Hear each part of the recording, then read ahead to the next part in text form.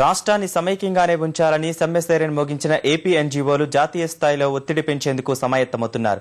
ఈ నెల 26 తర్వాత హస్తిని వెళ్తామని ప్రకటించిన సంఘం అధ్యక్షుడు అశోక్ బాబు జాతీయ నాయకులు అందరినీ కలిసి రాష్ట్రాన్ని సమైక్యంగా ఉంచాలని కోరతామని వెల్లడించారు.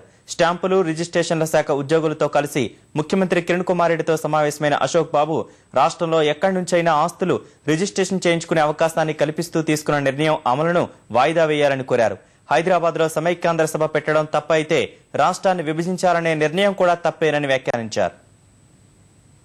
కాబట్టి సిడబ్ల్యూసీ కానీ యూపీఏ కానీ తీసుకున్న నిర్ణయాన్ని పునఃపరిశీలించే విధంగా పార్లమెంట్లో సబ్జెక్టు లేవనెత్తి అవసరం అయితే శ్రీకృష్ణ కమిషన్ మీద పార్లమెంట్లో డిస్కస్ చేసి దానికి ఒక జాయింట్ పార్లమెంటరీ కమిటీ చేసి అప్పుడు నిర్ణయం తీసుకుంటే బాగుంటుంది అనేది ఒక ప్రతిపాదన మేము అన్ని జాతీయ పార్టీలకు ఇద్దామని మేము అనుకుంటున్నాం.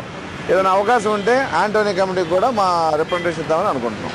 వాళ్ళకి సభ పెట్టిన ఎంత హక్కు ఉందో మాకు అంతే హక్కు ఉంది కాబట్టి సభ పెడతాం. సభ పెడతామే తప్పు అనుకుంటే రాష్ట్ర విభజన చేయడం కూడా తప్పే.